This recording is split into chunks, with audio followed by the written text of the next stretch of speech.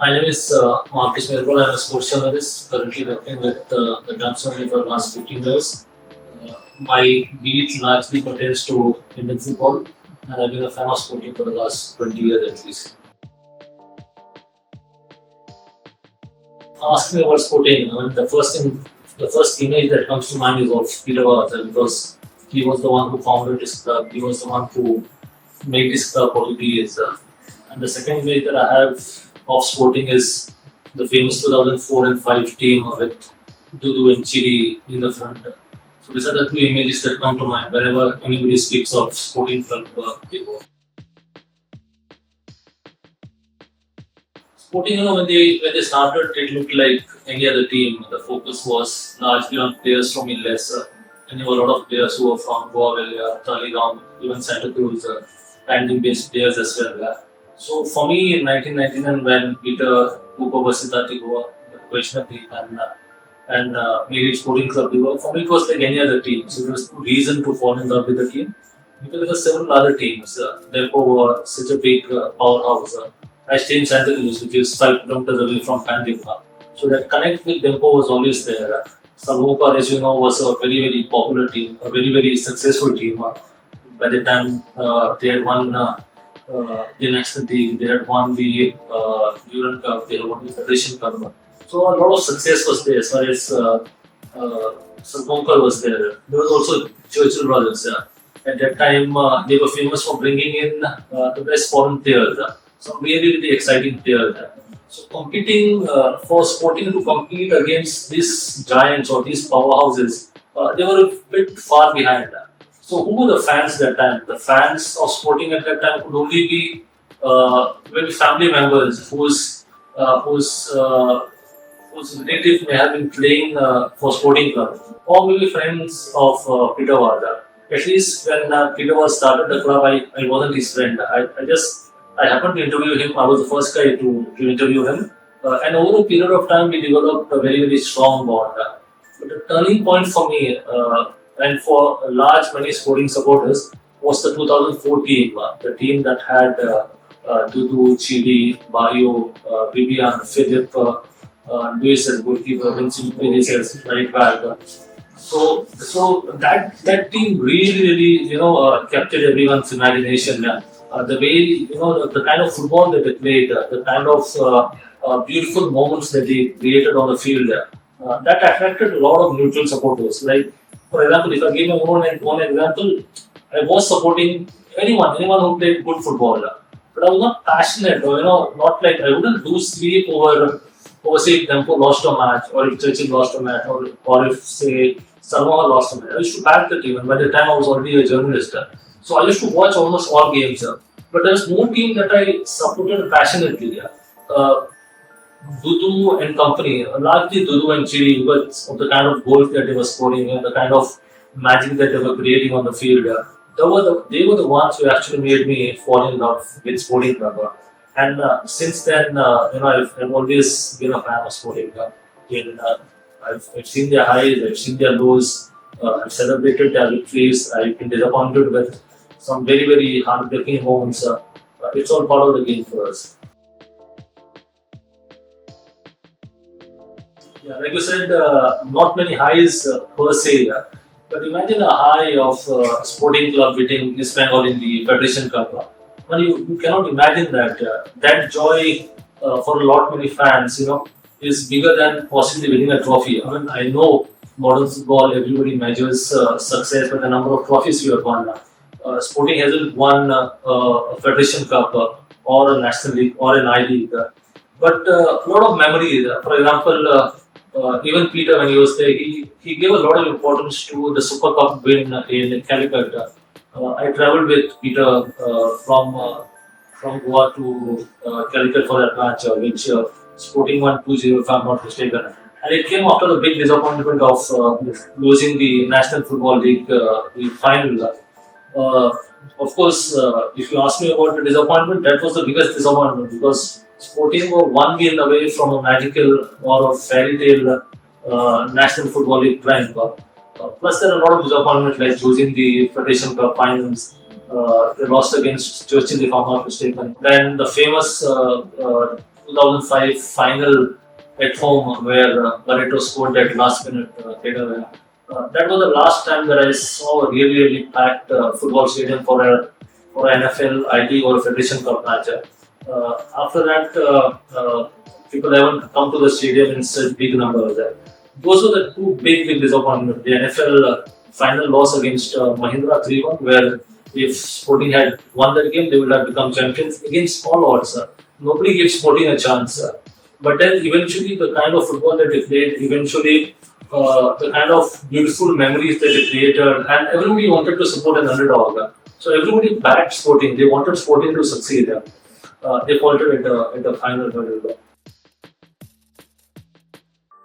I think at least initially, say between 2003, 4 and 5, it was the team that attracted the fans, not the brand, not the club per se, not the name. Because if you look at all of the teams that were named earlier, they were named after companies, or in Churchill's case, after Churchill Alemawa. Otherwise, we had Tempo, we had Senagua, we had Sargam. They were all company-based teams there. Sporting perhaps was the first team that time after Vasco Sports Club, which was named after a city. Sporting was named after the entire state. So Sporting Club was the first to think differently. But I don't think that attracted the fans, or that just because you had a name that connected with the entire state, it didn't mean that fans would connect with you automatically, that fans would come to the stadium. It was a football that the team played. It was a beautiful, they were really, really good. The kind of football that they were playing was really attractive. That brought a lot of people to the stadium, and that made a lot of neutrals support Sporting Club. And it showed in the performances during that season, that fantastic season when they made it to the final of the Federation Cup. If you look at the overall match balance here, Mahindra were a much more stronger team. But Sporting competed till the very end, and it was Barreto's magical header right in the end that tilted with. To answer your question, I feel it is the brand of football that Sporting played that made them very popular, at least at the start. I don't think it was a different style of play, because if you look at some of the best tempo teams, they played in a similar way. Even Salmonkar, when Shanoma was the coach, a lot of players talk about the 80s and early 90s, where this sense of tiki-taka football. A lot of people say that Salmonkar's coach Shanoma was the first to introduce, and they played in a similar manner. Therefore, we all know how they played. They were very attractive to watch. They kept the ball, passed it. What made Sporting unique was the strike force of Dudu and Chidi. They were really good. They could score goals from nowhere, some really beautiful goals. That made them attractive. I feel if you ask me for one big player who made a difference for Sporting, who made Sporting so popular, it should be Dudu. I think he has been the greatest ambassador for Sporting Club. Recently, about a couple of months ago, someone sent me an interview that Dudu had given to a foreign publication where he speaks about Sporting Club. He says that the fans of Sporting, the president of Sporting Club, the players of Sporting Club at that time, this is something that he has never been able to forget. Despite playing for several other clubs once he left Sporting Club. Sporting never signed any players who are like known names. They never did that. The only time Sporting tried to sign a big name was, and I was personally involved with that, and I knew the entire story, was when they tried to sign Alito, because Sporting owner was wanted a marquee name, and till midnight they tried and got in touch with Alito. They really tried to sign him, and it happened that in the end it didn't materialize. So that was the only time where Sporting went after big names. Otherwise, Sporting's policy was always to spot players. If you look at the kind of signings that they made, a lot of players were even spotted from intervillage tournaments, from third division matches, and players grew up from there. All the players from the earlier batches were all players who were not popular. They eventually became popular after playing for Sporting Club. A lot of players were discovered by Sporting from their regional teams and all that. Dudu Chidi, nobody knew about them. Dudu was, I think, first when he came in, he was playing in Kerala 7 football, and eventually someone recommended him to Sporting Club. That is how he played. So that is how it clicked. I don't remember any superstar being signed by Sporting, but Dudu Chidi were two great strikers, and eventually not just the Sporting Club. When Dudu tasted success with other teams this year, he played in the ISL, he played for FC Boys. Yaman is among the players who scored a hat trick in the ISL as well. Even Chidi had great success with Mohan spent all that. So so these players eventually turned out to be big names. When they started out with Sporting, they were like not many knew about them, but eventually it turned out to be superstars. But my personal favorite in that particular team, the early teams, was Joseph Pereira on the left wing. I have a personal attachment with Joseph Story because I saw him as a 15-year-old playing for side, and after that he came for Sporting and all that. So I've seen him as a 14, 15-year-old, and then to see him, small size on the wing, very fast and dominating, senior player, very good player. I really liked him as a player. Uh, Vivian, another, he's more popular now as a good coach, somebody who took the junior teams to the Asian level. But as a midfielder, was another great guy. Luis Pareto, the kind of performances that he came up with in some matches where he was man of the match was really outstanding.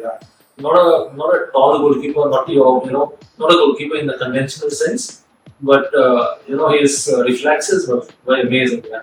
So these are the names that actually come to mind. Vincent Pires at right back, Suresh David, stopper back, Rajesh Mita from the earlier team.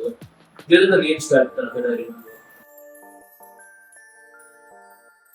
The first time I met Sporting President Kidawas, met him at his office in Bangalore itself. The one thing that struck me was that he was different to the other owners that I had met previously. In a sense, he was very forward thinking. He never thought about only that season. He liked young players, young and exciting players.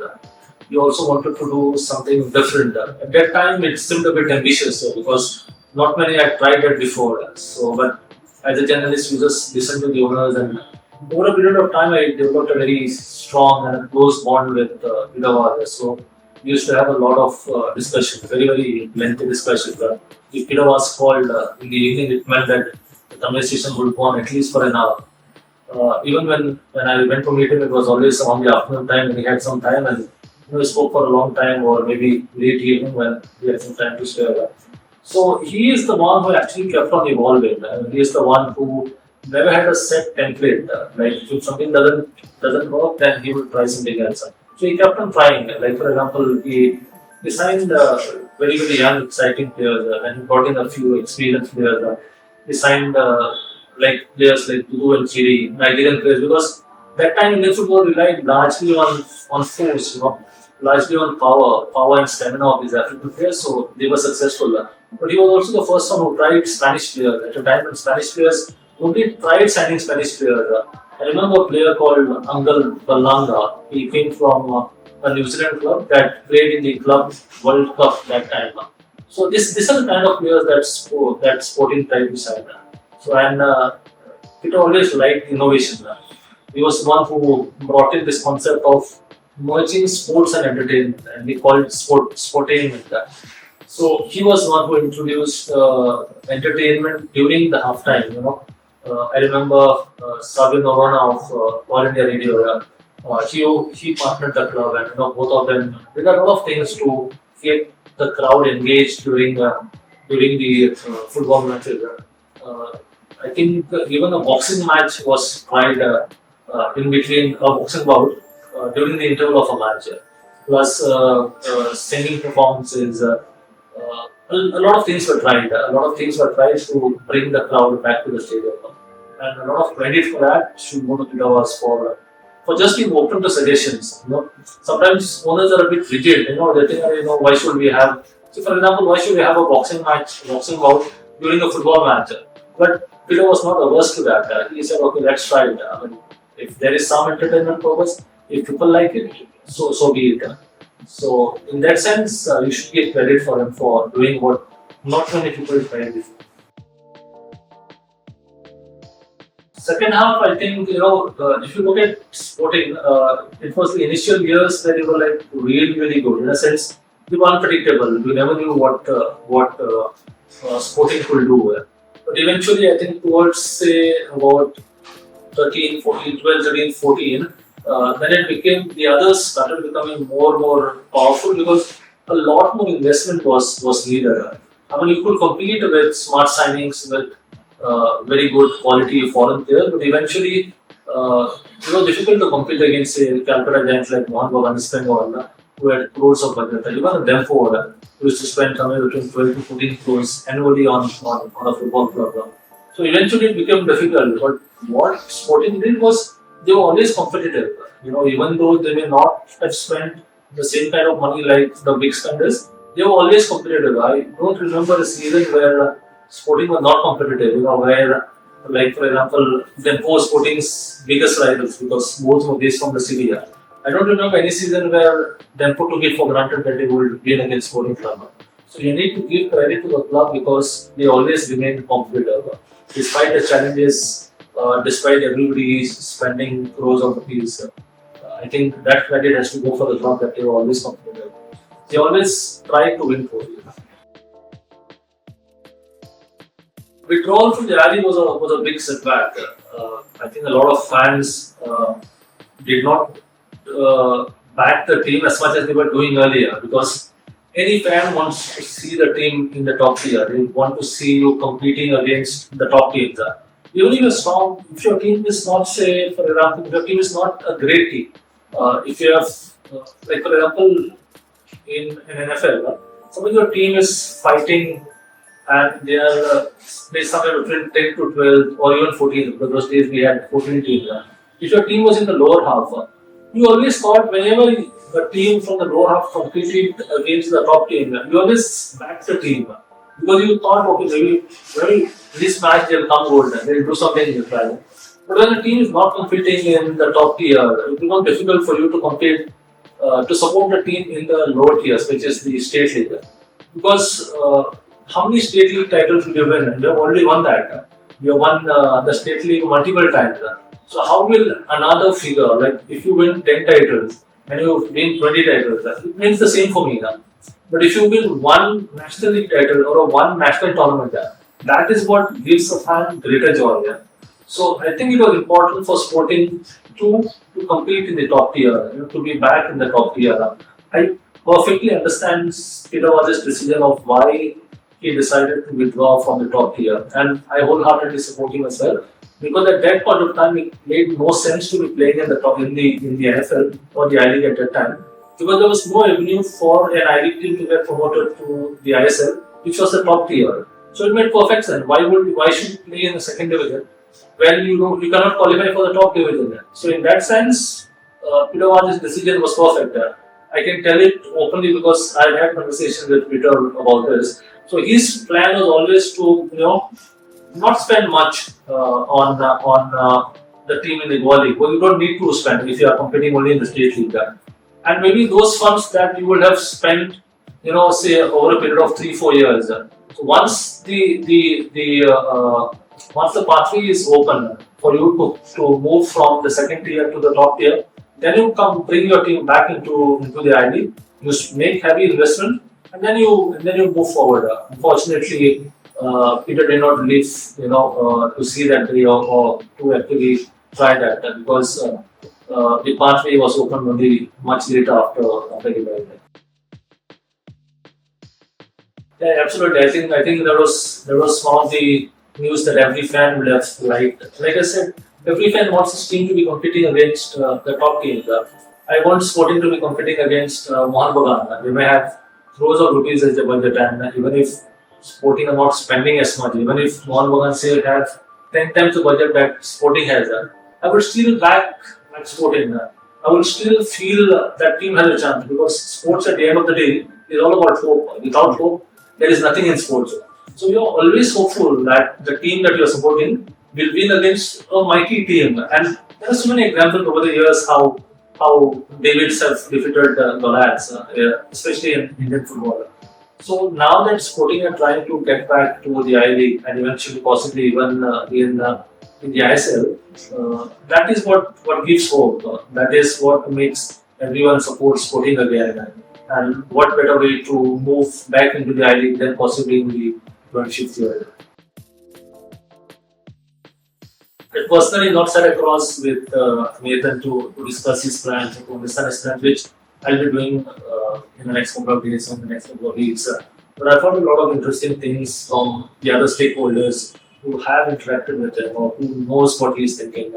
The moves that Sporting are making right now, signing players, unbeaten run in the professional league, the intent that is shown, to get back to the idea. That is very encouraging. When I see Nathan, I still see him as a young football player because I've seen him play for Don Bosco along with Peter. He used to go for his matches. I remember they made it to this Super final in Consolidate, and Peter said, "Okay, let's go and watch the match." And we watched. I still remember him playing as right back. If I'm not mistaken, he was with Don Bosco at that time. So for me, Nathan's image is right now is still of the player because I haven't interacted with him as much as I would have liked to. But now that Sporting are coming back into the top tier, 25th year, making a bid to be among the top clubs, I think I'll get to know him more and know about his plans as well. Nathan should follow what Peter did because Peter had a template where even with not spending as much money as the big clubs, he was still competitive. So, which means he knew what worked in Indian football. Look at the kind of signings that he made. He never made flashy signings. He never made. He never signed big name players because he knew that he could spot another player, maybe group them, train them well, and they will become just as good. I remember one thing that he had told me, and I always say this. He always spoke about Glenn Martin because Glenn was with Sporting Club, and he always told me, right till the end, he said, if Glenn plays as a centre back, okay, he would be a better player than he is a midfielder, and he would eventually make it to the national team. He said he had great qualities, and I remember Peter Waz's words when, out of compulsion and not choice, Glenn played one match for FC Goa as a stopper back. Because I remember the stopper back got a red card or something, or he was injured and there was nobody on the bench, so Glenn was made to play. And he played one of the most memorable matches that he has played, or one of the most impressive games that I've seen. So this simple nugget tells you the kind of football brain that Peter once had. That he could identify players not just in the natural position, he could also tell you the kind of positions where he could be even more successful. Glenn, I don't think pursued playing as a centre back because he did well as a midfielder. So these are the kind of things that Peter knew that he could identify talent. He could inspire also. Why do teams perform well? Teams perform well when there is an inspiring figure, when they look up to someone. So whenever Peter went for training sessions, spoke to the team, whenever he went to the dressing room, I think he always inspired. And because of the kind of relationship that he built with the team or he built with the players, they played for him. That is what you need to do. Rather than playing for your own career, you need to have players who play for the club. You need to have players who play for the owner. But the owner is the one who pays for your salaries and he's the one who looks after you. So that bond was very strong between Peter and the player, and that is what is needed right now. There has to be a connect between the ownership and the player. I think more than the club, when I first heard the news, it was a loss for me personally, because over a period of time, I built a very close bond with Peter. So for me, at that time the club didn't matter. It was more of a personal loss because I can't explain the kind of bond that I had with him. A lot of time, Andrew tells me these stories. Whenever they had a meeting, they used to discuss players. And the thing was that, see, this news should not go out. That is what Peter used to tell everyone. And after the meeting, he used to call me and keep the news myself. And then, he never hid anything from me. That's the kind of trust that I had from him. if it was Sporting Club, the first news was always with me. So more than the club, when Peter passed away and I heard, and it was a very personal loss for me because I considered him as someone who I looked up to, someone who inspired me, and someone who I considered a friend. So for me, it was very, very personal. I mean, I didn't for once think about the club, to be very, very honest, because I knew somebody or the other would take the club forward. Although, doing what Peter did would have been difficult, but for me, the loss of a human was much, much more than the dying of a club or the falling of a club. For me, I could not take that personally. For me, that was the biggest loss. And even now, after that, I haven't seen Sporting play except for a couple of matches in the second division. Because whenever I see Sporting, I see Peter Warza.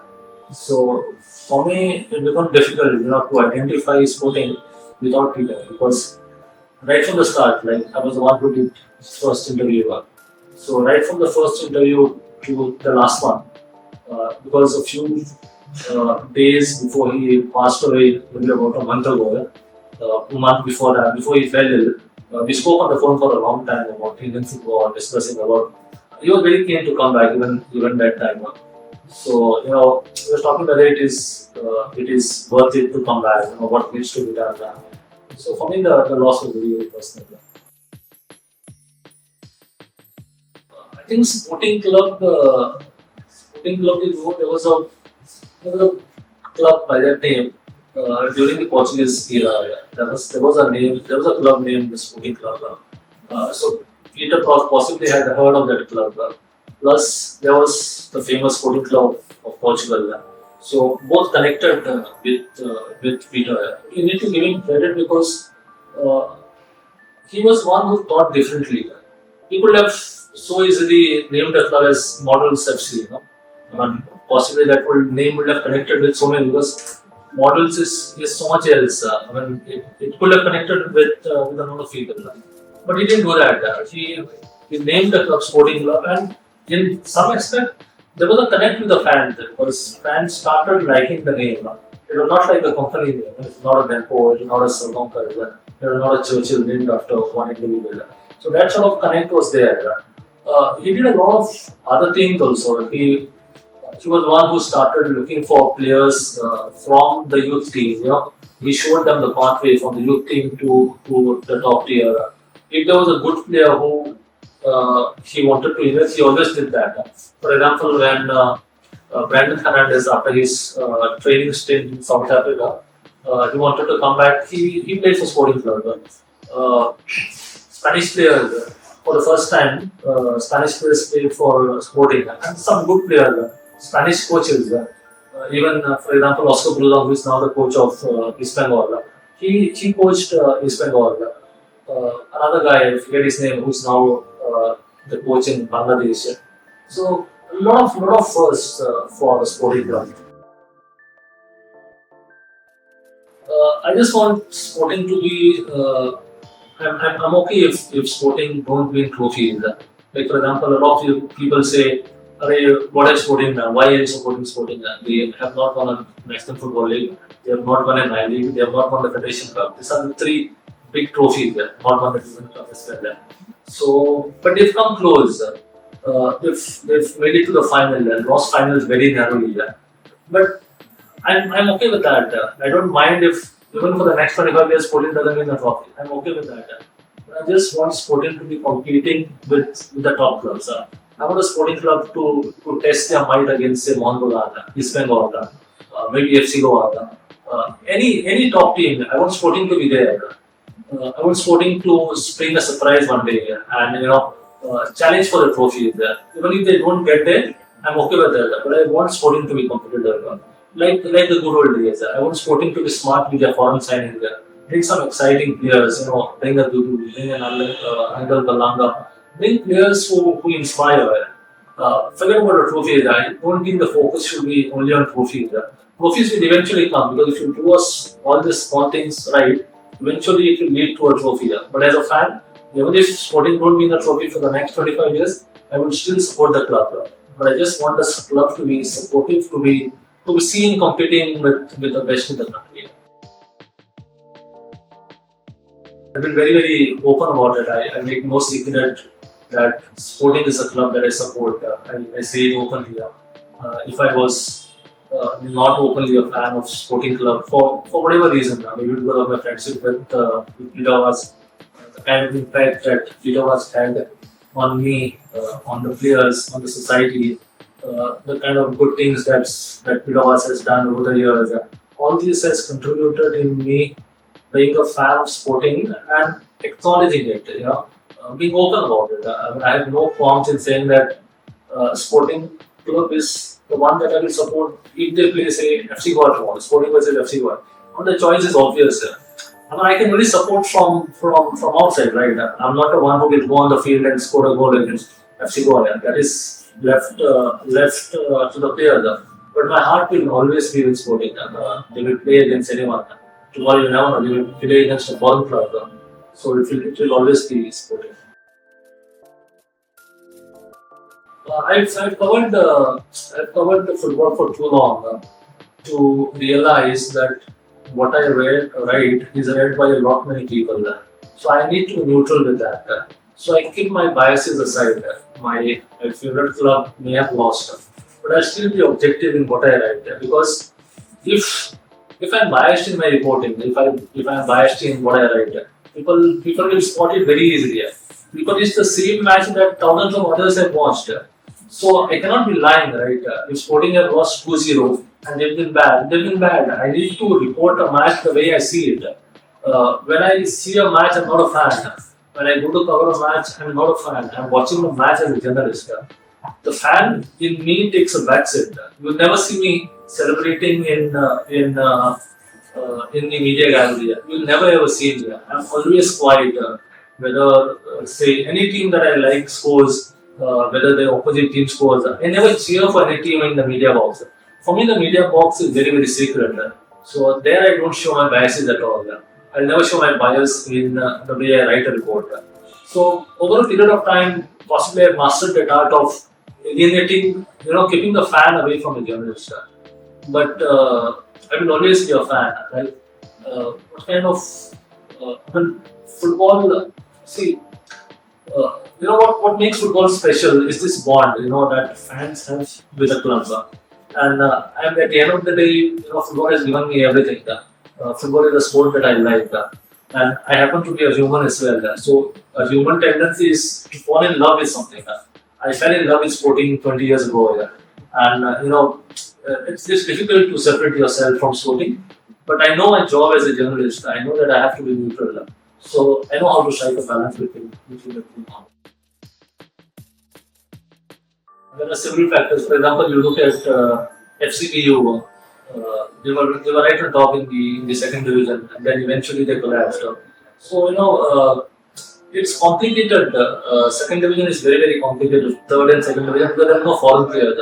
Earlier, what used to happen is you could rely on foreign players. If something goes wrong, maybe you send a very good foreign player and base your team around that.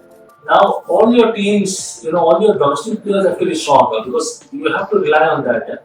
And sometimes the sad part about Indian football is that domestic players are not always consistent. They'll play a very good game, one day they'll be very good, so you'll think that this guy is a good player. But the next day you'll see that he's a very, very ordinary player. So eventually you need a very, very strong team. And it is this team that can take the club forward. Everybody say Viva Goa, Zumba Zumba.